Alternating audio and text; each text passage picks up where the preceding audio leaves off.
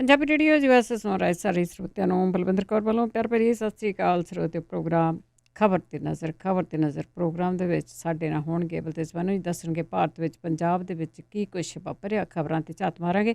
ਖਬਰਾਂ ਤੋਂ ਪਹਿਲਾਂ ਧੰਨਵਾਦ ਸਾਡੇ ਸਪਾਂਸਰ ਦਾ ਜਿਨ੍ਹਾਂ ਨੇ ਇਸ ਪ੍ਰੋਗਰਾਮ ਨੂੰ ਸਪਾਂਸਰ ਕੀਤਾ, ਆਪ ਸਭ ਤੱਕ ਪਹੁੰਚਾਇਆ। ਮਨਦੀਪ ਸਿੰਘ ਸੈਨੋਜੇ, ਖਾਲਸਾ ਇੰਸ਼ੋਰੈਂਸ ਏਜੰਸੀ ਸੈਨੋਜੇ 4082722500 ਹਰ ਇੱਕ ਤਰ੍ਹਾਂ ਦੀ ਇੰਸ਼ੋਰੈਂਸ ਕਰਦੇ ਨੇ। ਸਤਰਾਮ ਸਿੰਘ ਖੇੜਗਰ ਸਲਮਾ, ਗੁਰਦੀਪ ਸਿੰਘ ਵਿਰਦੀ ਕਲੋਵਸ, ਮਨਜੀਤ ਸਿੰਘ ਦੀਵਾਨਾ ਫਰਜ਼ਨੋ, ਜਸਵਿੰਦਰ ਸਿੰਘ ਵਿਰਕ, ਦਲਜੀਤ ਸਿੰਘ, ਅਮਰਜੀਤ ਕੌਰ, ਰਘਵੀਰ ਸਿੰਘ, ਅਜਮੇਰ ਸਿੰਘ ਮਾਹਲ ਟਰਲਕ। ਬਹੁਤ ਬਹੁਤ ਧੰਨਵਾਦ ਕਰਦੇ ਹਾਂ ਪ੍ਰੋਗਰਾਮਾਂ ਨੂੰ ਸਪਾਂਸਰ ਕੀਤਾ, ਸਭ ਤੱਕ ਪਹੁੰਚਾਇਆ। ਸਾਡੇ ਨਾਲ ਜੁੜ ਚੁੱਕੇ ਨੇ ਬਲਤੇਜ ਬਾਨੂ, ਸਤਿ ਸ਼੍ਰੀ ਅਕਾਲ, ਸਵਾਗਤ ਹੈ ਜੀ। ਜੀ ਧੰਨਵਾਦ ਜੀ, ਬਹੁਤ ਮਿਹਰਬਾਨੀ। ਗੱਲ ਕਰਦੇ ਆ ਜੀ, 5 ਦਿਨ ਹੋ ਗਏ ਆ ਜਿਹੜੇ ਉੱਥੇ ਸ਼ਰਾਬ ਵਾਲਾ ਮਾਮਲਾ ਆ, ਬਹੁਤ ਸਾਰੇ ਲੋਕ ਆ ਉਹ ਇਸ ਦੁਨੀਆ ਤੋਂ ਚਲੇ ਗਏ ਆ ਜ਼ਹਿਰੀਲੀ ਸ਼ਰਾਬ ਪੀ ਕੇ। ਹੁਣ ਮੁੱਖ ਮੰਤਰੀ ਵੀ ਬੋਲੇ ਆ ਤੇ ਕਾਂਗਰਸੀ ਵੀ ਬਾਹਰ ਨਿਕਲੇ ਆ। ਬਿਲਕੁਲ ਜੀ, ਇੰਨੇ ਦਿਨ ਤੋਂ ਬਾਅਦ ਮੁੱਖ ਮੰਤਰੀ ਜਿਹੜਾ ਦੀ ਉਹ ਬੋਲੇ ਇਸ ਕਰਕੇ ਕਿ ਸਰਕਾਰ ਬੈਕਫੁੱਟ ਤੇ ਆ ਗਈ। ਆਮ ਆਦਮੀ ਪਾਰਟੀ ਵਾਲਿਆਂ ਨੇ ਜਿਹੜਾ ਸੀਗਾ ਜੀ ਉਹ ਘੇਰਨ ਦਾ ਯਤਨ ਕੀਤਾ, ਜਿਹੜਾ ਪ੍ਰਾਈਵੇਟ ਹਾਊਸ ਬਣਾਇਆ ਇਹਨਾਂ ਨੇ, ਮਹਿਲ ਛੱਤਿਆ ਸੀਸਵਾਂ ਦੇ ਵਿੱਚ, ਸਾਰਾ ਗੜੀ ਉਹਦਾ ਨਾਂ ਰੱਖਿਆ ਉਹਨੂੰ।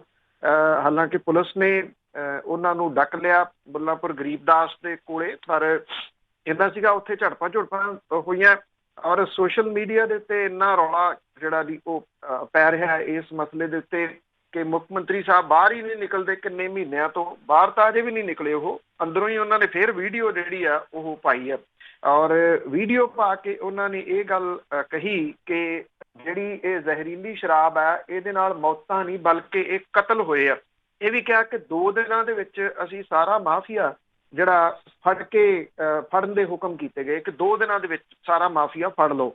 ਸਵਾਲ ਇਹਦੇ ਵਿੱਚ ਜਿਹੜਾ ਜੀ ਉਹਨਾਂ ਦੇ ਆਪਣੇ ਬਿਆਨਾਂ ਦੇ ਉੱਤੇ ਹੀ ਖੜੇ ਹੋ ਗਏ ਥੋੜੇ ਕਿ 2 ਦਿਨਾਂ ਦੇ ਵਿੱਚ ਜੇ ਹੁਕਮ ਕੀਤੇ ਗਏ ਆ ਫੜਨ ਦੇ ਤੇ ਕੁਝ 37-38 ਦੇ ਕਰੀਬ ਗ੍ਰਿਫਤਾਰੀਆਂ ਵੈਸੇ ਹੋ ਵੀ ਚੁੱਕੀਆਂ ਨੇ। ਇਹਦਾ ਮਤਲਬ ਇਹ ਹੈ ਨਾ ਜੀ, ਇਹ ਤਾਂ ਗੱਲ ਕਲੀਅਰ ਹੈ ਕਿ ਪਤਾ ਸਾਰਾ ਕੁਝ ਪੁਲਿਸ ਨੂੰ ਕੌਣ ਕਿੱਥੇ ਆ, ਨਹੀਂ ਤਾਂ ਅਦਰਵਾਈਜ਼ 2 ਦਿਨਾਂ ਦੇ ਵਿੱਚ ਐਡਾ ਵੱਡਾ ਮਾਫੀਆ ਕਿਵੇਂ ਫੜਿਆ ਜਾ ਸਕਦਾ ਹੈ ਜਿਹਨੇ ਇਸ ਵੇਲੇ ਤਬਾਹੀ ਮਚਾਈ ਪਈ ਹੈ। ਔਰ ਥਾਂ ਦੇ ਉੱਤੇ ਮੌਤਾਂ ਜਿਹੜੀਆਂ ਜੀ ਉਹਨਾਂ ਦੀ ਗਿਣਤੀ ਵੀ ਵੱਧਦੀ ਤੁਰੀ ਜਾ ਰਹੀ ਹੈ। ਦੂਸਰੀ ਗੱਲ ਜਿਹੜੀ ਇਹਦੇ ਵਿੱਚ ਮੁੱਖ ਮੰਤਰੀ ਹੋਰਾਂ ਨੇ ਆਖੀ ਕਿ ਇਹ ਕਤਲ ਨੇ ਔਰ ਉਹ ਕਹਿੰਦੇ ਕਿ ਜਿਹੜੇ ਵੇਚ ਰਹੇ ਆ ਉਹਨਾਂ ਨੂੰ ਇਹ ਪਤਾ ਸੀਗਾ ਕਿ ਉਹ ਕੀ ਕਰ ਰਹੇ ਆ ਤੇ ਇਹਦਾ ਕੀ ਇੰਪੈਕਟ ਜਿਹੜਾ ਉਹ ਪੈ ਸਕਦਾ ਹੈ। ਚੰਗੀ ਗੱਲ ਹੈ, ਉਹਨਾਂ ਨੇ ਇਹ ਗੱਲ ਮੰਨੀ ਆ ਕਿ ਇਹ ਕਤਲ ਨੇ। ਇਹ ਵੇਖਾਂਗੇ ਹੁਣ, ਅੱਜ ਪਤਾ ਲੱਗੂਗਾ ਜਿਹੜੇ ਬੰਦੇ ਫੜੇ ਆ ਉਹਨਾਂ ਦੇ ਉੱਤੇ 302 ਧਾਰਾ ਜਿਹੜੀ ਉਹ ਲੱਗਦੀ ਆ ਜਾਂ ਨਹੀਂ।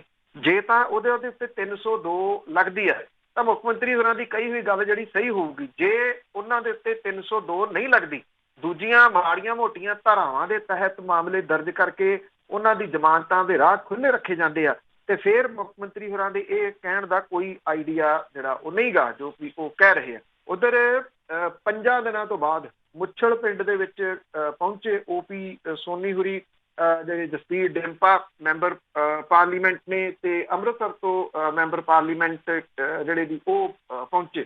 ਜਿਹੜੇ ਮਾਝੇ ਦੇ ਮੰਤਰੀ ਨੇ ਇਹ 4 ਨੇ, ਤ੍ਰਿਪਤ ਰਜਿੰਦਰ ਸਿੰਘ ਬਾਜਵਾ, ਸੁਖਜਿੰਦਰ ਸਿੰਘ ਰੰਧਾਵਾ, ਓਪੀ ਸੋਨੀ ਹੁਰੀ ਤੇ ਸੁਖਵਿੰਦਰ ਸਰਕਾਰੀਆ। ਬਾਕੀ ਮੰਤਰੀ ਅਜੇ ਵੀ ਕਿਸੇ ਜਗ੍ਹਾ ਨਹੀਂ ਪਹੁੰਚੇ, ਇਹ ਸਿਰਫ ਮੁੱਛਲ ਪਿੰਡ ਗਏ ਆ। ਮੌਤਾਂ ਜਿਹੜੀਆਂ ਸਭ ਤੋਂ ਵੱਧ ਤਰਨਤਾਰਨ ਹੋਈਆਂ ਨੇ। ਤਰਨਤਾਰਨ ਦੇ ਵਿੱਚ ਹੋਈਆਂ ਮੌਤਾਂ ਦੇ ਮਾਮਲੇ ਦੇ ਵਿੱਚ ਉਹ ਵਿਅਕਤੀ ਜਿਹਦੀ ਇੱਕ ਧਾਰਮਿਕ ਦਿੱਖ ਹੈ ਔਰ ਜੇ ਤੁਹਾਨੂੰ ਯਾਦ ਹੋਵੇ ਤਾਂ ਜਦੋਂ 2017 ਦੀਆਂ ਚੋਣਾਂ ਤੋਂ ਐਨ ਪਹਿਲਾਂ ਕੈਪਟਨ ਅਮਰਿੰਦਰ ਸਿੰਘ ਉਹਨਾਂ ਨੇ ਸਹੁੰ ਚੁੱਕੀ ਸੀ ਗੁਟਕਾ ਸਾਹਿਬ ਹੱਥ ਦੇ ਵਿੱਚ ਫੜ ਕੇ ਕਿ 4 ਹਫ਼ਤਿਆਂ ਮੈਂ ਨਸ਼ੇ ਦਾ ਤੋੜੂੰਗਾ, ਤੇ ਉਹ ਵੀਡੀਓ ਦੁਬਾਰਾ ਸੁਣ ਲੈਣਾ। ਉਹਦੇ ਵਿੱਚ ਕੈਪਟਨ ਅਮਰਿੰਦਰ ਸਿੰਘ ਉਹ ਕਹਿੰਦੇ ਆ ਕਿ ਜੀ ਫੜਾਓ ਗੁਟਕਾ, ਮਤਲਬ ਕਿ ਰਣਜੀਤ ਸਿੰਘ ਸਿੱਕੀ ਜਿਹਨੇ ਗੁਟਕਾ ਫੜਾਇਆ ਸੀ ਉਹਦਾ ਹੀ ਨਾਮ ਬੋਲ ਰਿਹਾ ਇਸ ਸਭ ਪਾਸੇ ਦੇ ਵਿੱਚ, ਉਹਦੇ ਪੀਏ ਦਾ ਦਾ ਨਾਮ ਜਿਹੜਾ ਉਹ ਬੋਲ ਰਿਹਾ। ਉਹ ਧਾਰਮਿਕ ਦਿੱਖ ਜਿਹੜੀ ਉਹਨੇ ਸਾਹਮਣੇ ਸੀ ਔਰ ਗੁਰੂ ਗ੍ਰੰਥ ਸਾਹਿਬ ਦੀ ਬੇਅਦਬੀ ਵਾਲੇ ਮਾਮਲੇ ਹੋਏ ਉਦੋਂ ਅਸਤੀਫਾ ਦੇ ਦਿੱਤਾ। ਹੋਰ 100 ਦੇ ਕਰੀਬ ਬੰਦਾ ਉਹਨਾਂ ਦੇ ਏਰੀਏ ਵਿੱਚ ਹੀ ਅੜ ਗਿਆ, ਅਜੇ ਤੱਕ ਕੋਈ ਅਸਤੀਫਾ ਦਿੱਤਾ ਕੋਈ ਸਾਹਮਣੇ ਨਹੀਂ ਆਏ। ਕਿੱਥੇ ਨੇ ਉਹ ਤਸਵੀਰ? ਅੱਗੇ ਹੋਤੇ ਨੇ ਤਰਨਤਾਰਨ ਤੋਂ ਐਮਐਲਏ ਕਾਂਗਰਸ ਦੇ ਕਿਸੇ ਨਜ਼ਰ ਨਹੀਂ ਆਏ, ਕਿਸ ਪਰਿਵਾਰ ਨਾਲ ਖੜੇ ਨਹੀਂ ਦਿਸੇ। ਸਿੰਘ ਗਿੱਲ ਜਿਹੜੇ ਕਿ ਥਾਣੇਦਾਰ ਨੂੰ ਕਹਿੰਦੇ ਸੀ ਤੂੰ ਮੈਨੂੰ ਸਤਿ ਸ੍ਰੀ ਅਕਾਲ ਲਾ ਕੇ ਗਿਆ, ਉਹ ਸਤਿ ਸ੍ਰੀ ਅਕਾਲ ਇਹ ਹੁੰਦੀ ਆ ਵੀ ਆ ਕੇ ਭਾਈ ਕਰਕੇ ਜਾ ਗੇਟਮੈਂਟ ਜਿਹੜੀ ਆ ਵੀ ਕਿੰਨੇ ਤੇਰੇ ਕਿੰਨੇ ਮੇਰੇ, ਉਹ ਵੀ ਕਿਸੇ ਜਗ੍ਹਾ ਦੇ ਉੱਤੇ ਨਜ਼ਰ ਨਹੀਂ ਆਏ।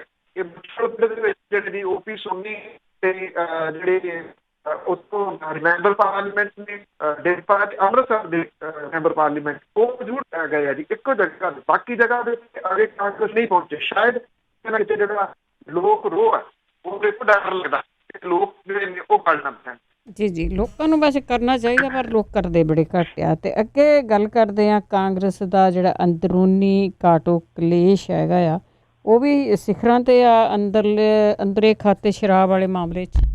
ਉਹ ਇਹ ਚੱਲ ਤਾਂ ਦੇਰ ਤੋਂ ਜਿਹੜਾ ਦੀ ਹੋ ਰਿਹਾ। ਇਹ ਸਭ ਨੂੰ ਪਤਾ ਕਿ ਇਹ ਸ਼ਰਾਬ ਮਾਫੀਆ, ਕਿਉਂਕਿ ਅਜੇ ਥੋੜੇ ਹਫ਼ਤੇ ਹੀ ਤਾਂ ਹੋਏ ਆ ਜਦੋਂ ਇਹ ਸਾਰਾ ਮਾਮਲਾ ਉੱਭਰਿਆ ਸੀ ਕਿ ਕਿੰਨੀ ਸ਼ਰਾਬ ਜਿਹੜੀ ਆ ਉਹ ਦੂਜੇ ਸੂਬਿਆਂ ਤੋਂ ਆਉਂਦੀ ਆ, ਪੰਜਾਬ ਦੇ ਵਿੱਚ ਖਪਦੀ ਆ। ਇਹ ਆ ਕੇ ਟਰੱਕਾਂ ਦੇ ਟਰੱਕ ਦੂਜੇ ਸੂਬਿਆਂ ਤੋਂ ਆਉਂਦੇ, ਡਿਸਟਿਲਰੀਆਂ ਜਿਹੜੀਆਂ ਨੇ ਉੱਥੋਂ ਸ਼ਰਾਬ ਨਜਾਇਜ਼ ਤੌਰ ਦੇ ਉੱਤੇ ਕੱਢੀ ਜਾਂਦੀ ਹੈ। ਕੋਈ ਹੋਰ ਥੋੜੀ ਕਾਂਗਰਸ ਹੀ ਕਹਿੰਦੇ ਸੀਗੇ ਅੰਦਰ ਖਾਤੇ ਇਹਨਾਂ ਦੇ ਕਿ ਇਹ ਫੜੋ ਬੰਦੇ ਕੌਣ ਨੇ। ਜਿਹੜੇ ਰਾਜਾ ਵੜਿੰਗ ਆ ਉਹਨਾਂ ਦੇ ਟਵੀਟ ਉਦੋਂ ਉਹਨਾਂ ਨੇ ਉੱਪਰ ਥੱਲੇ ਕੀਤੇ ਸੀ 5। ਉਹਨਾਂ ਨੇ ਤਾਂ ਨਾਂ ਵੀ ਲਿਖੇ ਸੀ ਉਹਦੇ ਵਿੱਚ ਕਿ ਕਿਹੜੇ ਕਿਹੜੇ ਲੋਕ ਨੇ ਇਸ ਸ਼ਰਾਬ ਦੇ ਧੰਦੇ ਦੇ ਵਿੱਚ ਲੱਗੇ ਹੋਏ, ਔਰ ਇਹ ਗੱਲ ਆਖੀ ਸੀ ਕਿ ਇਹਨਾਂ ਦੇ ਉੱਤੇ ਕਾਰਵਾਈ ਕੀਤੀ ਜਾਵੇ। ਕਾਰਵਾਈ ਕੀ ਹੋਈ? ਰਾਜਾ ਵੜਿੰਗ ਹੋਰੀ ਲੰਚ ਤੇ ਸੱਦ ਲਏ ਗਏ, ਲੰਚ ਖਵਾ ਕੇ ਤੇ ਮੋੜ ਦਿੱਤੇ ਗਏ। ਉਸ ਤੋਂ ਬਾਅਦ ਰਾਜਾ ਵੜਿੰਗ ਹੋਰੀ ਟਵੀਟ ਵੀ ਭੁੱਲ ਗਏ, ਮਸਲਾ ਵੀ ਭੁੱਲ ਗਏ, ਸਾਰਾ ਜਿਹੜਾ ਸੀਗਾ। ਕੋਈ ਗੱਲਬਾਤ ਉਸ ਤੋਂ ਬਾਅਦ ਨਹੀਂ ਹੋਈ। ਪ੍ਰਤਾਪ ਸਿੰਘ ਬਾਜਵਾ ਹੋਰੀ ਲਗਾਤਾਰ ਚਿੱਠੀਆਂ ਜਿਹੜੀਆਂ ਕੈਪਟਨ ਅਮਰਿੰਦਰ ਸਿੰਘ ਹੋਰਾਂ ਨੂੰ ਵੱਖ-ਵੱਖ ਵਿਸ਼ਿਆਂ ਦੇ ਉੱਤੇ ਲਿਖਦੇ ਰਹੇ ਆ। ਕੈਪਟਨ ਅਮਰਿੰਦਰ ਸਿੰਘ ਹੋਰਾਂ ਨੇ ਇੱਕ ਵਾਰੀ ਇੱਥੋਂ ਤੱਕ ਕਹਿ ਦਿੱਤਾ ਸੀ ਕਿ ਮੈਂ ਨਹੀਂ ਪੜ੍ਹਦਾ ਇਹ ਚਿੱਠੀਆਂ ਜਿਹੜੀਆਂ ਪ੍ਰਤਾਪ ਸਿੰਘ ਬਾਜਵਾ ਹੋਰੀ ਲਿਖੀ ਜਾਂਦੇ ਆ, ਮਤਲਬ ਕਿ ਉਹਨਾਂ ਨੇ ਟੋਟਲੀ ਨਕਾਰਤਾ ਸੀ। ਹੁਣ ਜਦੋਂ ਚਿੱਠੀਆਂ ਪੜ੍ਹ ਨਹੀਂ ਰਹੇ ਮੁੱਖ ਮੰਤਰੀ, ਉਹ ਕਹਿੰਦੇ ਮੈਂ ਪੜ੍ਹਦਾ ਹੀ ਨਹੀਂ। ਪ੍ਰਤਾਪ ਸਿੰਘ ਬਾਜਵਾ ਤੇ ਸ਼ਮਸ਼ੇਰ ਸਿੰਘ ਦੂਲੋ ਦੋਨੋਂ ਰਾਜ ਸਭਾ ਦੇ ਮੈਂਬਰ ਨੇ, ਦੋਨਾਂ ਦੀ 57 ਕੈਪਟਨ ਅਮਰਿੰਦਰ ਸਿੰਘ ਹੋਰਾਂ ਨਾਲ ਰਹਿੰਦੀ ਆ। ਮੌਕਾ ਵੇਖਦਿਆਂ ਉਹਨਾਂ ਨੇ ਰਾਜਪਾਲ ਕੋਲੇ ਜਾ ਕੇ ਜਿਹੜੀ ਦੀ ਮੁਲਾਕਾਤ ਕਰ ਲਈ ਔਰ ਇਹ ਕਿਹਾ ਕਿ ਇਹ ਜਿਹੜੀ ਜਾਂਚ ਹੈ ਨਕਲੀ ਸ਼ਰਾਬ ਵਾਲੀ ਇਹ ਈਡੀ ਨੂੰ ਦਿੱਤੀ ਜਾਵੇ ਜਾਂ CBI ਨੂੰ ਦਿੱਤੀ ਜਾਵੇ। ਉਂਝ ਤਾਂ ਵੈਸੇ ਕਾਂਗਰਸ ਦੇ ਪੰਜਾਬ ਪ੍ਰਦੇਸ਼ ਦੇ ਪ੍ਰਧਾਨ ਸੁਨੀਲ ਜਾਖੜ ਹੋਰੀ ਇਗਨੋਰਡ ਹੀ ਨੇ, ਸਰਕਾਰ ਵਿੱਚੋਂ ਵੀ ਇਗਨੋਰਡ ਨੇ। ਉਹਨੂੰ ਯਾਦ ਹੋਣਾ ਉਹਨਾਂ ਦਾ ਤਾਂ ਫੋਨ ਤੱਕ ਜਿਹੜਾ ਕਢਾ ਲਿਆ ਜਾਂਦਾ ਜਦੋਂ ਵਾਹਵਾ ਮਸਲਾ ਜਿਹੜਾ ਦੀ ਉਹ ਭਖਿਆ ਸੀ। ਪਰ ਮੌਜੂਦਾ ਹਾਲਾਤਾਂ ਦੇ ਵਿੱਚ ਸੁਨੀਲ ਜਾਖੜ ਹੋਰੀ ਜਿਹੜਾ ਦੀ ਉਹ ਕੈਪਟਨ ਅਮਰਿੰਦਰ ਸਿੰਘ ਹੋਰਾਂ ਦੇ ਹੱਕ ਦੇ ਵਿੱਚ ਪਾਲਾ ਮੱਲ ਕੇ ਬਹਿ ਗਏ। ਇੱਥੋਂ ਤੱਕ ਕਹਿਤਾ ਕਿ ਉਹ ਜਿਹੜੀ ਚਿੱਠੀ ਹੈ ਸੋਨੀਆ ਗਾਂਧੀ ਹੋਰਾਂ ਨੂੰ ਲਿਖ ਰਹੇ ਆ ਪ੍ਰਤਾਪ ਸਿੰਘ ਬਾਜਵਾ ਤੇ ਸ਼ਮਸ਼ੇਰ ਸਿੰਘ ਦੂਲੋ ਹੋਰਾਂ ਦੇ ਖਿਲਾਫ ਕਿ ਇਹਨਾਂ ਦੇ ਉੱਤੇ ਕਾਰਵਾਈ ਕੀਤੀ ਜਾਵੇ ਜਿਨ੍ਹਾਂ ਨੇ ਆਪਣੀ ਸਰਕਾਰ ਦੇ ਵਿਰੋਧ ਦੇ ਵਿੱਚ ਰਾਜਪਾਲ ਨੂੰ ਜਾ ਕੇ ਮਿਲੇ ਆ। ਇੱਥੇ ਹੁਣ ਇਹ ਨਹੀਂ ਪਤਾ ਕਿ ਸੁਨੀਲ ਜਾਖੜ ਹੋਰੀ ਜੇ ਹਾਈ ਕਮਾਂਡ ਪੁੱਛਦੀ ਆ ਵੀ ਮਿਲੇ ਕਿਉਂ ਸੀਗੇ, ਪਤਾ ਤਾਂ ਹਾਈ ਕਮਾਂਡ ਨੂੰ ਵੀ ਲੱਗਿਆ ਹੋਣਾ, ਤੇ ਉੱਥੇ ਕੀ ਜਵਾਬ ਦੇਣਗੇ ਜਾਖੜ ਸਾਹਿਬ ਵੀ ਜਿਹੜੀ ਇਹ ਸ਼ਰਾਬ ਦੇ ਨਾਲ ਮੌਤਾਂ ਹੋਈਆਂ ਇਹ ਬਿਲਕੁਲ ਅਸੀਂ ਇਹਨੂੰ ਜਾਇਜ਼ ਠਹਿਰਾਉਂਦੇ ਆ ਤੇ ਇਹ ਦੋਵੇਂ ਜਾਣੇ ਬਿਨਾਂ ਮਤਲਬ ਤੋਂ ਵਿਰੋਧ ਕਰ ਰਹੇ ਆ। ਕਿ ਉੱਥੇ ਉਹ ਜਵਾਬ ਇਹ ਦੇ ਸਕਣਗੇ ਕਿ ਪੰਜਾਬ ਦੇ ਵਿੱਚ ਇਹ ਸ਼ਰਾਬ ਮਾਫੀਆ ਐਡਾ ਤੰਦਰੁਸਤ ਕਿਵੇਂ ਹੋ ਗਿਆ ਕਿ ਉਹ ਸਾਰੇ ਡਿਸਟ੍ਰਿਕਟ ਦੇ ਵਿੱਚ ਉਹਨੇ ਆਪਣੀਆਂ ਜਿਹੜੀਆਂ ਸੀ ਉਹ ਪੈਰ ਪਸਾਰ ਲਏ। ਔਰ ਇਹ ਜਿਹੜੀਆਂ 122 ਦੇ ਕਰੀਬ ਮੌਤਾਂ ਹੋ ਚੁੱਕੀਆਂ ਹੋਈਆਂ ਨੇ, ਇਹਨਾਂ ਮੌਤਾਂ ਦਾ ਜਵਾਬ ਜਿਹੜਾ ਜੀ ਜੇ ਸੋਨੀਆ ਗਾਂਧੀ ਹੋਰੀ ਮੰਗਦੇ ਤਾਂ ਉੱਥੇ ਕਿਵੇਂ ਜਿਹੜਾ ਜੀ ਉਹ ਦੇਣਗੇ। ਇਹ ਦਾਅਵਾ ਮਾਰਨ ਦੀ ਵੈਸੇ ਕੋਸ਼ਿਸ਼ ਹੈ ਪ੍ਰਤਾਪ ਸਿੰਘ ਬਾਜਵਾ ਤੇ ਸ਼ਮਸ਼ੇਰ ਸਿੰਘ ਦੂਲੋ ਹੋਰਾਂ ਨੂੰ। ਸੁਨੀਲ ਜਾਖੜ ਹੋਰਾਂ ਤੋਂ ਇੱਕ ਚੰਗੇ ਜਿਹੜਾ ਜੀ ਉਹ ਸਟੈਂਡ ਦੀ ਉਮੀਦ ਸੀ, ਜਿਹੜੇ ਕਿ ਉਮੀਦ ਟੁੱਟੀ ਹੈ। ਜਾਖੜ ਸਾਹਿਬ ਆਪ ਵੀ ਕਿਸੇ ਜਗ੍ਹਾ ਦੇ ਉੱਤੇ ਨਹੀਂ ਗਏ, ਤਿੰਨਾਂ ਜ਼ਿਲ੍ਹਿਆਂ ਦੇ ਵਿੱਚੋਂ ਕਿਸੇ ਜਗ੍ਹਾ ਦੇ ਉੱਤੇ ਨਹੀਂ ਗਏ, ਮਹਿਜ਼ ਬਿਆਨ ਦੇਣ ਦੇ ਵਿੱਚ ਹੀ ਜਿਹੜਾ ਜੀ ਉਹ ਮਸ਼ਰੂਫ ਨੇ। ਉੱਥੇ ਜਾਂਦੇ ਲੋਕਾਂ ਦਾ ਦਰਦ ਸੁਣਦੇ, ਲੋਕਾਂ ਨੂੰ ਕੋਈ ਢਾਰਸ ਜਿਹੜਾ ਦੀ ਉਹ ਹੁੰਦਾ, ਉਹ ਵੀ ਉਸੇ ਹੀ ਬਲੇਮ ਗੇਮ ਦਾ ਇੱਕ ਪਾਰਟ ਬਣ ਗਏ ਜਿਹੜੀ ਕਿ ਪ੍ਰਤਾਪ ਸਿੰਘ ਬਾਜਵਾ, ਸ਼ਮਸ਼ੇਰ ਸਿੰਘ ਦੂਲੋ ਤੇ ਕੈਪਟਨ ਅਮਰਿੰਦਰ ਸਿੰਘ ਹੋਰੀ ਖੇਡਦੇ ਆ ਜੀ। ਪਰ ਲੋਕਾਂ ਲਈ ਤਾਂ ਕੋਈ ਵੀ ਕੰਮ ਨਹੀਂ ਨਾ ਇੱਥੇ ਕਰ ਰਿਹਾ। ਤੇ ਅੱਗੇ ਗੱਲ ਕਰਦੇ ਹੈਗੇ ਜੰਮੂ ਕਸ਼ਮੀਰ ਦੀ, ਉਸ ਦੇ ਵਿੱਚ 370 ਧਾਰਾ ਲੱਗੀ ਨੂੰ ਪੂਰਾ ਸਾਲ ਹੋ ਗਿਆ ਤੇ ਉਸੇ ਦੇ ਨਾਲ ਰਾਮ ਮੰਦਿਰ ਜਿਹੜਾ ਬਣਨਾ ਆ ਉਸ ਦਾ ਭੂਮੀ ਪੂਜਨ ਵੀ ਅੱਜ ਹੀ। ਦੇਖੋ ਇਹ ਚਾਹੇ ਜਿਹੜਾ ਦੀ ਕਿਸੇ ਨੂੰ ਲੱਗੇ ਕਿ ਉਂਝ ਹੀ ਇਹ ਦਿਨ ਜਿਹੜੇ ਜੀ ਜੁੜ ਗਏ, ਪਰ ਇਹਨਾਂ ਦੋਨਾਂ ਦਾ ਆਪਸ ਦੇ ਵਿੱਚ ਮੇਲ ਜ਼ਰੂਰ ਜਿਹੜਾ ਜੀ ਉਹ ਹੈਗਾ। ਜੰਮੂ ਕਸ਼ਮੀਰ ਦੇ ਸੂਬੇ ਨੂੰ 2 ਹਿੱਸਿਆਂ 'ਚ ਵੰਡ ਦਿੱਤਾ ਗਿਆ ਕੇਂਦਰੀ ਸ਼ਾਸਿਤ ਪ੍ਰਦੇਸ਼ਾਂ ਦੇ ਵਿੱਚ, ਔਰ ਇਹ ਯੂਨੀਅਨ ਟੈਰਾਟਰੀ ਬਣ ਗਏ ਜੰਮੂ ਕਸ਼ਮੀਰ ਤੇ ਇੱਕ ਲੇਹ ਲਦਾਖ ਵਾਲਾ ਜਿਹੜਾ ਏਰੀਆ ਸ੍ਰੀਨਗਰ ਉਹ ਜਿਹੜਾ ਵੱਖਰਾ ਕਰ ਦਿੱਤਾ ਗਿਆ। ਇਹਨੂੰ 1 ਸਾਲ ਅੱਜ ਪੂਰਾ ਜਿਹੜਾ ਦੀ ਉਹ ਹੋ ਗਿਆ। ਕਈ ਲੋਕ ਜਿਹੜੇ ਨੇ ਉਹ ਇਹਨੂੰ ਇਤਿਹਾਸਕ ਮਹੱਤਤਾ ਵਾਲਾ ਦਿਨ ਇਸ ਪੱਖੋਂ ਮੰਨ ਰਹੇ ਆ ਕਿ ਜੰਮੂ ਕਸ਼ਮੀਰ ਭਾਰਤ ਦਾ ਇੱਕ ਅਟੁੱਟ ਅੰਗ ਜਿਹੜਾ ਉਹ ਬਣ ਗਿਆ। ਸਵਾਲ ਇਹ ਆ ਕਿ 1 ਸਾਲ ਦੇ ਦੌਰਾਨ ਜੰਮੂ ਕਸ਼ਮੀਰ ਕੀ ਉਸ ਰਾਹ ਦੇ ਉੱਤੇ ਅੱਗੇ ਵੱਧ ਸਕਿਆ ਜਿਹੜੇ ਵਾਅਦੇ ਨੂੰ ਸੂਬੇ ਨੂੰ, ਜਿਹੜਾ ਵਾਅਦਾ ਕਰਕੇ ਸੂਬੇ ਨੂੰ ਤੋੜ ਕੇ ਇਹਨੂੰ ਯੂਨੀਅਨ ਟੈਰਾਟਰੀ ਜਿਹੜਾ ਉਹ ਬਣਾਇਆ ਗਿਆ ਸੀ। ਬਹੁਤ ਵੱਡੇ ਵੱਡੇ ਦਾਅਵੇ ਕੀਤੇ ਗਏ। ਜੰਮੂ ਕਸ਼ਮੀਰ ਦੇ ਵਿੱਚ ਨਵੀਆਂ ਸਨਅਤਾਂ ਲੱਗਣਗੀਆਂ, ਉੱਥੇ ਇਨਵੈਸਟਮੈਂਟ ਦੇ ਵੱਡੇ ਵੱਡੇ ਜਿਹੜੇ ਦੀ ਉਹ ਸੁਪਨੇ ਵਿਖਾਏ ਗਏ ਸੀ। ਹਕੀਕਤ ਇਹ ਆ ਕਿ ਸੂਬੇ ਦੇ ਵਿੱਚ ਅੰਤਾਂ ਦੀ ਬੇਰੁਜ਼ਗਾਰੀ, ਵਿਦਿਆਰਥੀ ਜਿਹੜੇ ਉਹਨਾਂ ਤੋਂ ਵਿੱਦਿਆ ਖੋਹ ਲਈ ਗਈ, ਨੈਟ ਤੱਕ ਨਹੀਂ ਜਿਹੜਾ ਦੀ ਉਹ ਚੱਲਿਆ। ਇੱਥੇ ਲੋਕ ਮਾਨਸਿਕ ਪਰੇਸ਼ਾਨੀ ਕਰਕੇ ਖੁਦਕੁਸ਼ੀਆਂ ਬਾਕੀ ਸੂਬਿਆਂ ਦੇ ਵਿੱਚ ਕਰ ਰਹੇ ਆ ਕਿ 2.5 ਮਹੀਨੇ 3 ਮਹੀਨੇ ਉਹ ਅੰਦਰ ਰਹਿ ਕੇ ਉਹਨਾਂ ਦੀ ਮਾਨਸਿਕ ਸਥਿਤੀ ਖਰਾਬ ਹੋ ਗਈ। ਕੁਝ ਮਾਨਸਿਕ ਸਥਿਤੀ ਕਦੀ ਇਹਨਾਂ ਲੋਕਾਂ ਦੀ ਨਹੀਂ ਸੋਚੀ ਜਿਨ੍ਹਾਂ ਨੂੰ 1 ਸਾਲ ਹੋ ਗਿਆ ਅੰਦਰ ਡੱਕਿਆਂ ਹੋਇਆਂ ਨੂੰ। ਔਰ ਜਿਹੜੇ ਹੈਰਾਨੀ ਦੀ ਗੱਲ ਇਹਦੇ ਵਿੱਚ ਇਹ ਵੀ ਰਹੀ ਕਿ ਸੂਬਿਆਂ ਨੂੰ ਵੱਧ ਅਧਿਕਾਰਾਂ ਵਾਲੇ ਜਿਹੜੇ ਸੀਗੇ ਜੀ ਉਹ ਇਸ ਫੈਸਲੇ ਦਾ ਉਸ ਟਾਈਮ ਸਵਾਗਤ ਕਰਦੇ ਨਜ਼ਰ ਆਏ। ਜਦੋਂ ਸੂਬਾ ਤੋੜਿਆ ਗਿਆ, ਉਹਨੂੰ ਕੇਂਦਰ ਦੇ ਵਿੱਚ ਜਿਹੜਾ ਜੀ ਲਿਆ ਗਿਆ, ਉਹਦਾ ਸਵਾਗਤ ਕਿਵੇਂ ਹੋ ਸਕਦਾ ਕਿ ਇਹ ਆਪਣੇ ਆਪ ਦੇ ਵਿੱਚ ਕਈ ਜਿਹੜਾ ਜੀ ਉਹ ਸਵਾਲ ਨੇ। ਹੁਣ ਜਿਹੜਾ ਦੂਜੇ ਪਾਸੇ ਇੱਕ ਜਿਹੜਾ ਪੱਖ ਇਹ ਹੈ ਕਿ ਅੱਜ ਹੀ ਜਿਹੜਾ ਇੱਥੇ ਅਯੁੱਧਿਆ ਦੇ ਵਿੱਚ ਭੂਮੀ ਪੂਜਨ ਹੋ ਰਿਹਾ। ਇਹ ਡੇਟ ਅੱਜ ਦੀ ਜਿਹੜੀ ਕਿਉਂ ਰੱਖੀ ਗਈ ਆ, ਇਹਨਾਂ ਦੋਨਾਂ ਦਾ ਆਪਸ ਦੇ ਵਿੱਚ ਕੋਈ ਸੰਬੰਧ ਹੈ? ਸ਼ਾਇਦ ਕੋਈ ਨਾ ਕੋਈ ਜਿਹੜਾ ਜੀ ਉਹ ਹੈ। ਉਹ ਇਹ ਹੈ ਕਿ ਇਸ ਦਿਨ ਜਿਹੜਾ ਜੀ ਉਹ ਦੱਸਣ ਦੀ ਕੋਸ਼ਿਸ਼ ਕੀਤੀ ਗਈ ਹੈ। ਵੈਸੇ ਜਿਹੜਾ ਇਹ ਰਾਮ ਜਨਮ ਭੂਮੀ ਵਿਵਾਦ ਸੀਗਾ ਉਹ ਨਿਬੜਿਆ, ਬੜੀ ਚੰਗੀ ਗੱਲ ਜਿਹੜੀ ਹੈ ਜੀ ਉਹ ਹੋਈ ਹੈ ਕਿ ਬਹੁਤ ਸਾਰੇ ਸਾਲ ਇਹਦੇ ਉੱਤੇ ਬਹੁਤ ਸਾਰੀ ਸਿਆਸਤ ਹੋ ਗਈ, ਕਿੰਨੇ ਲੋਕਾਂ ਦੀਆਂ ਜਾਨਾਂ ਇਹਦੇ ਉੱਤੇ ਚਲੇ ਗਈਆਂ। ਜਦੋਂ ਲਾਲ ਕ੍ਰਿਸ਼ਨ ਅਡਵਾਨੀ ਹੋਰਾਂ ਨੇ ਰੱਥ ਯਾਤਰਾ ਸ਼ੁਰੂ ਕੀਤੀ ਸੀ ਤਾਂ ਉਸ ਟਾਈਮ ਉਹਨਾਂ ਦਿਨਾਂ ਦੇ ਵਿੱਚ ਭਾਰਤੀ ਜਨਤਾ ਪਾਰਟੀ ਦੇ ਕੋਲੇ 2 ਸੀਟਾਂ ਲੋਕ ਸਭਾ ਦੀਆਂ ਹੁੰਦੀਆਂ ਸੀ।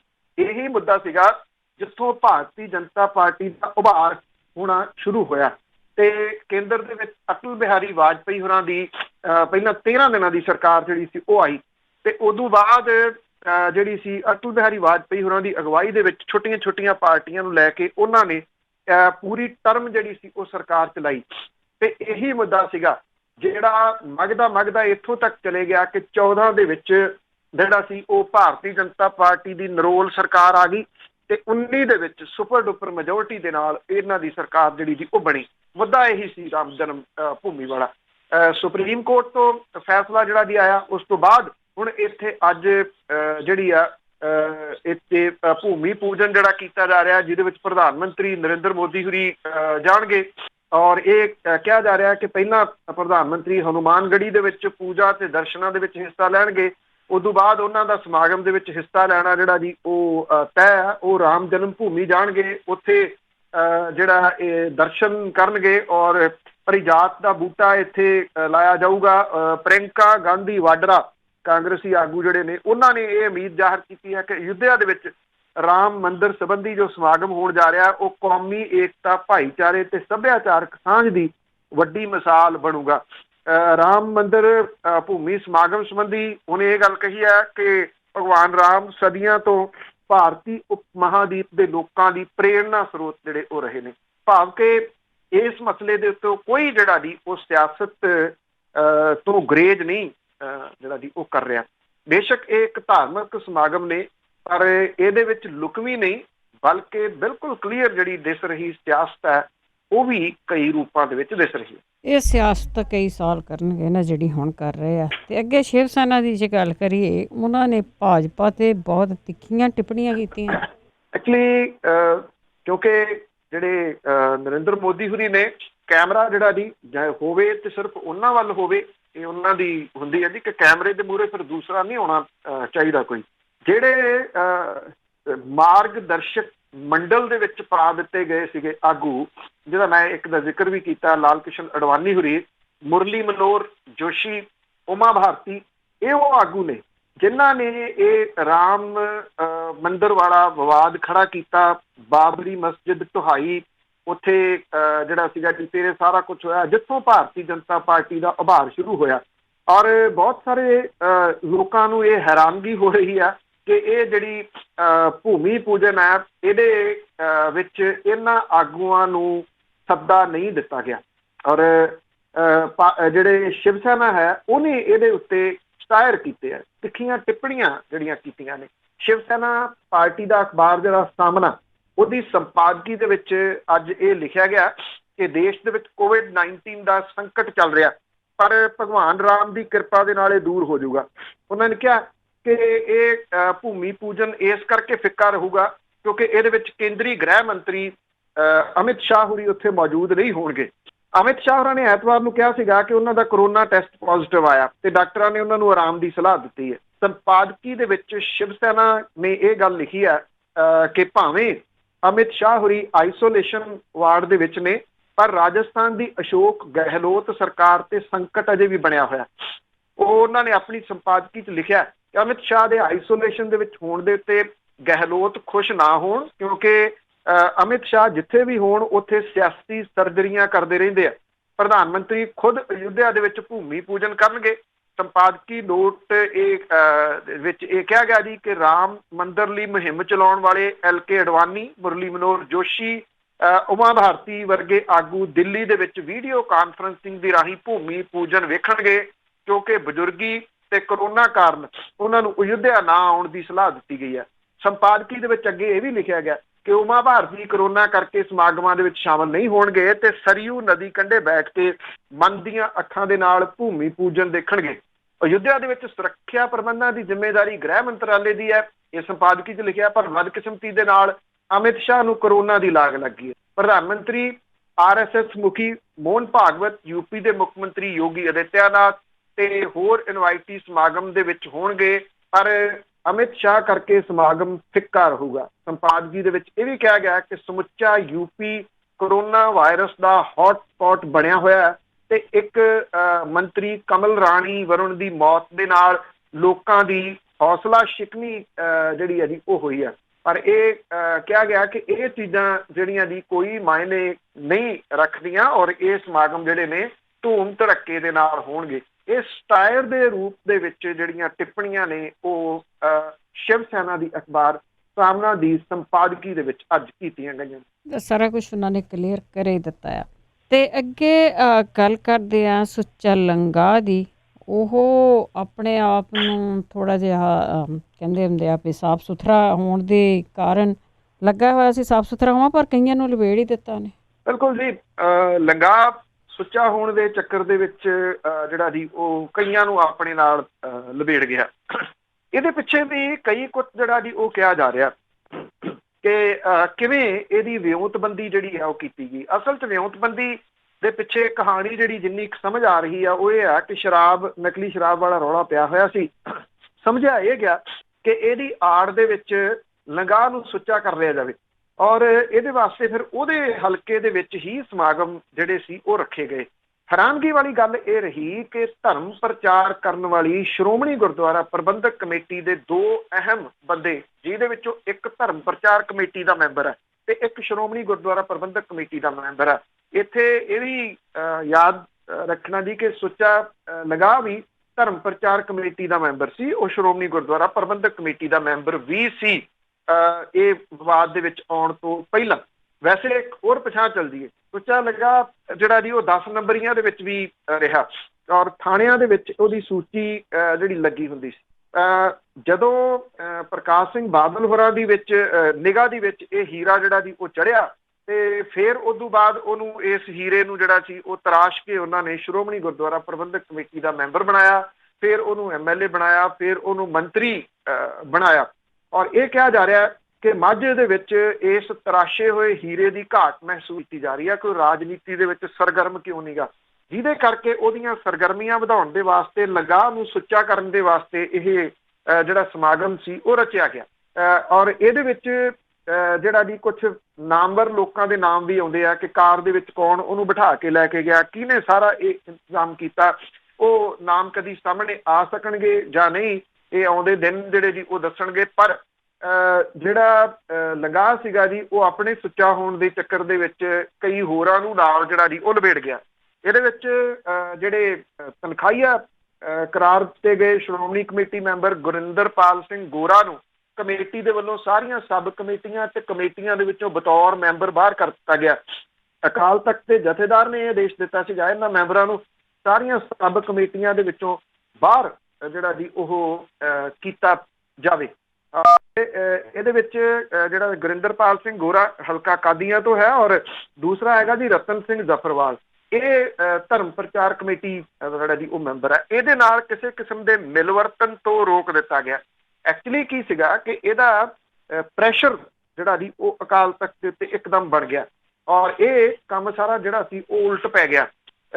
ਜਿਹੜੇ ਸਿੱਖ ਪ੍ਰਚਾਰਕ ਨੇ ਉਹਨਾਂ ਨੇ ਇਸ ਮਾਮਲੇ ਨੂੰ ਇੱਕਦਮ ਜਿਹੜਾ ਜੀ ਉਹ ਹੱਥੋਂ ਹੱਥੀ ਚੁੱਕਿਆ, ਔਰ ਕੁਛ ਨੇ ਤਾਂ ਇੱਥੋਂ ਤੱਕ ਜਿਹੜੇ ਨੇ ਇਹ ਕਹਿ ਦਿੱਤਾ ਕਿ ਇਹ ਸਾਰੀ ਜਿਹੜੀ ਹੈ ਵਿਉਂਤਬੰਦੀ ਉਹਦੇ ਵਿੱਚ ਬਿਕਰਮ ਸਿੰਘ ਮਜੀਠੀਆ ਤੇ ਸੁਖਬੀਰ ਸਿੰਘ ਬਾਦਲ ਹੋਰਾਂ ਦਾ ਹੱਥ ਹੈ, ਕਿਉਂਕਿ ਜਿਵੇਂ ਮੈਂ ਕਿਹਾ ਕਿ ਇਸ ਏਰੀਏ ਦੇ ਵਿੱਚ ਬਹੁਤ ਘਾਟ ਮਹਿਸੂਸ ਕੀਤੀ ਜਾ ਰਹੀ ਹੈ ਲਗਾਅ ਦੀ ਸਿਆਸਤ ਦੀ, ਜਿਹਦੇ ਕਰਕੇ ਉਹਨੂੰ ਸੁੱਚਾ ਕਰਕੇ ਦੁਬਾਰਾ ਜਿਹੜਾ ਜੀ ਉਹ ਲਿਆਉਣ ਦਾ ਇੱਕ ਸਕੀਮ ਸੀਗੀ, ਜਿਹੜੀ ਸਕੀਮ ਕੇ ਸਿਰੇ ਨਹੀਂ ਚੜ੍ਹ ਸਕੀ। ਹਾਂ, ਇੰਨਾ ਜ਼ਰੂਰ ਹੈ, ਸ਼੍ਰੋਮਣੀ ਗੁਰਦੁਆਰਾ ਪ੍ਰਬੰਧਕ ਕਮੇਟੀ ਦਾ ਇਹ ਮੈਂਬਰ ਗੋਰਾ ਤੇ ਧਰਮ ਪ੍ਰਚਾਰ ਕਮੇਟੀ ਵਾਲਾ ਰਤਨ ਸਿੰਘ ਜ਼ਫਰਵਾਲ, ਉਹਨਾਂ ਨੇ ਕੁਝ ਨਵੀਆਂ ਪੈੜਾਂ ਪਾਉਣ ਦੇ ਯਤਨ ਜਿਹੜੇ ਜੀ ਉਹ ਕੀਤੇ ਆ ਵੀ ਜੇ ਅਕਾਲ ਤਖਤ ਤੋਂ ਛੇਕੇ ਹੋਏ ਹੋ 5 ਬੰਦੇ ਇਕੱਠੇ ਕਰੋ, ਉਹਨਾਂ ਤੋਂ ਅਰਦਾਸ ਜਿਹੜੀ ਆ ਉਹ ਕਰਾ ਲਓ।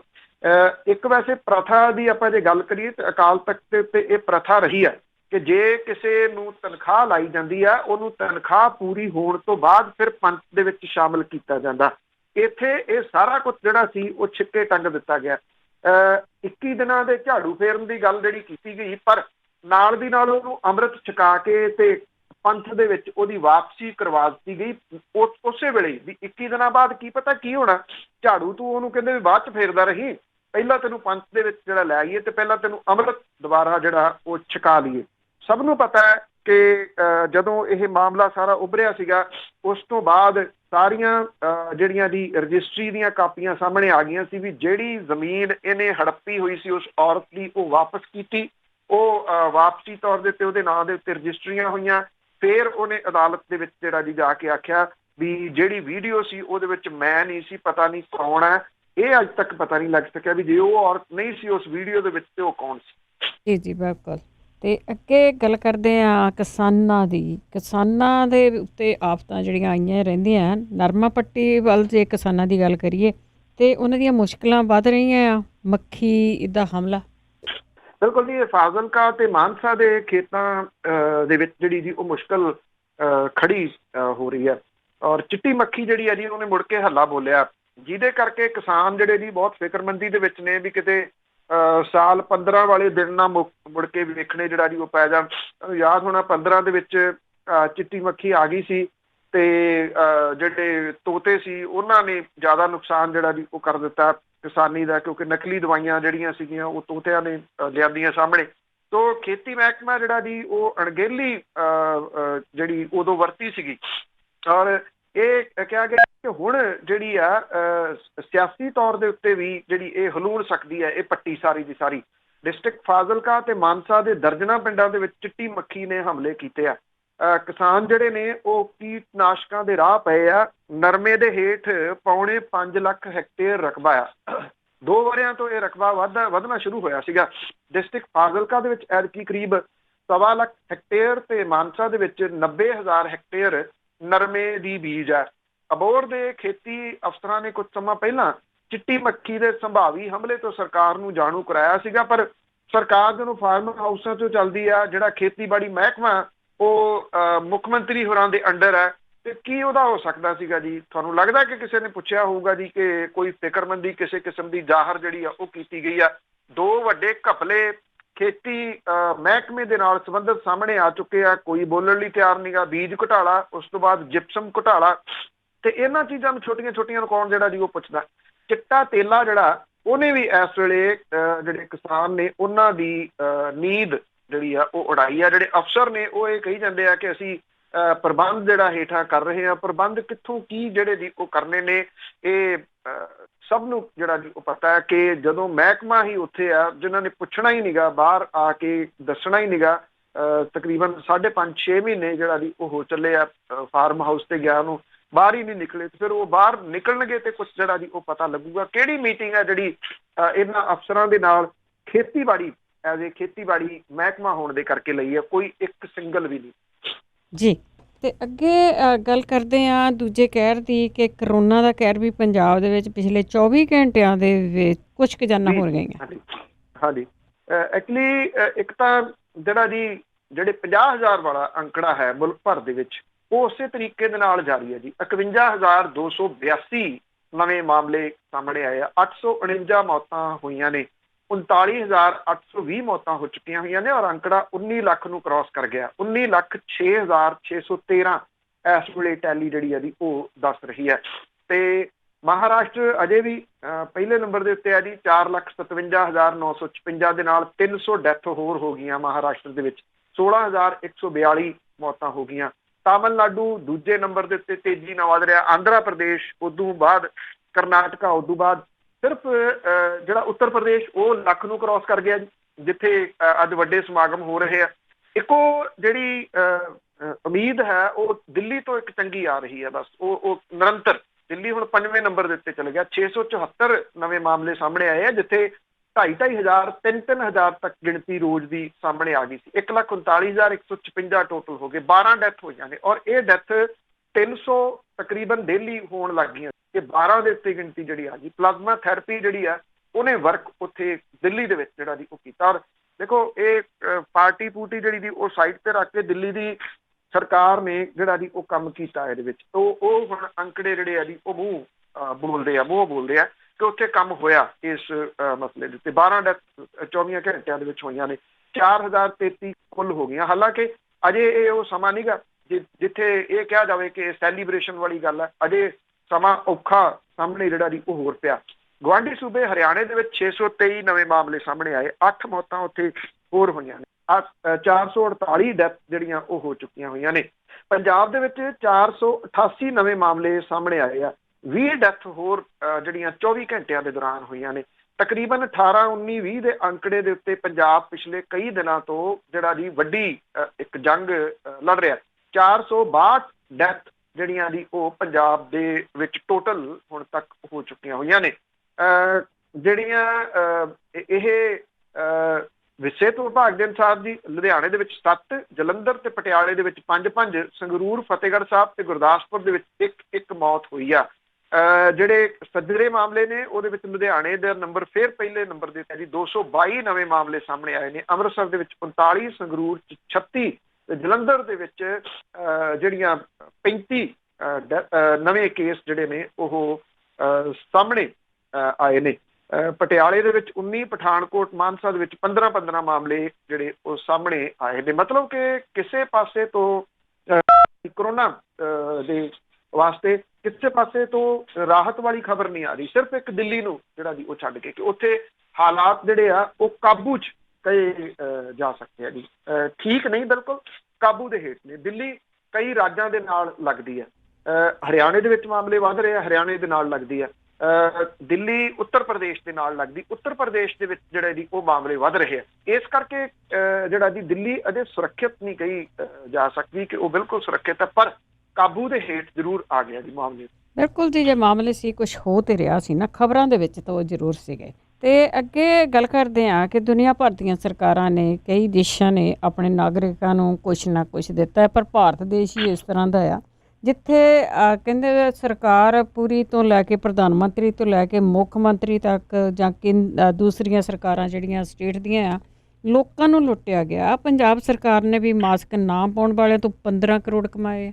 ਬਿਲਕੁਲ ਜੀ, ਮਾਸਕ ਜਿਹੜਾ ਇੱਥੇ ਕਾਟਨ ਦੇ ਬਣੇ ਉਹਦੇ ਕਿੰਨੇ ਦਾ ਹੋਊਗਾ ਜੀ? 8-10 ਰੁਪਈਏ ਦਾ। ਜੇ ਕਰੋੜ ਦੇ ਮਾਸਕ ਲੈ ਕੇ ਪੰਜਾਬ 'ਚ ਵੰਡੇ ਜਾਂਦੇ ਕਰੋੜ ਰੁਪਈਏ ਦੇ, ਤੇ ਕਿੰਨਾ ਮਾਸਕ ਆ ਜਾਣਾ ਸੀ? ਸ਼ਾਇਦ ਪੂਰੀ ਪਾਪੂਲੇਸ਼ਨ ਤੱਕ ਜਿਹੜਾ ਜੀ ਨੇੜੇ ਤੇੜੇ ਪਹੁੰਚ ਜਾਂਦਾ ਉਹ। ਪਰ ਜਦੋਂ ਮਕਸਦ ਅਜਿਹਾ ਨਾ ਹੋਵੇ, ਮਕਸਦ ਪੈਸੇ ਕਮਾਉਣ ਦਾ ਹੋਵੇ, ਤੇ ਦੂਜਾ ਲੋਕਾਂ ਦੇ ਵਿੱਚ ਜਾਗਰੂਕਤਾ ਜਿਹੜੀ ਜੀ ਉਹ ਨਾ ਹੋਵੇ, ਫਿਰ ਇਹੀ ਕੁਛ ਹੁੰਦਾ।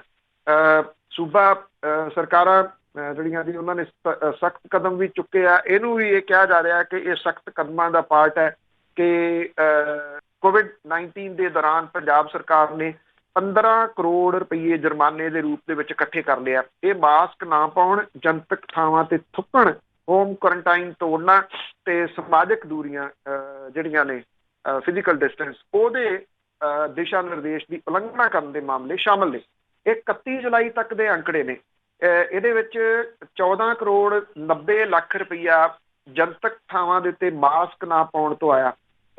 ਜਿਹੜੇ ਅਧਿਕਾਰਤ ਅੰਕੜੇ ਨੇ ਉਹ ਇਹ ਕਹਿੰਦੇ ਕਿ ਸੂਬੇ ਦੇ ਵਿੱਚ 3,54,173 ਲੋਕਾਂ ਨੂੰ ਜੁਰਮਾਨਾ ਕੀਤਾ ਗਿਆ। ਨਿਯਮਾਂ ਦੀ ਉਲੰਘਣਾ ਦੀ 1460 FIR ਦਰਜ ਕੀਤੀਆਂ ਗਈਆਂ ਨੇ। ਮਾਸਕ ਨਾ ਪਾਉਣ ਦੇ ਮਾਮਲੇ ਦੇ ਵਿੱਚ ਸਭ ਤੋਂ ਵੱਧ FIR ਜਲੰਧਰ ਦੇ ਵਿੱਚ ਦਰਜ ਕੀਤੀਆਂ ਗਈਆਂ ਨੇ 551।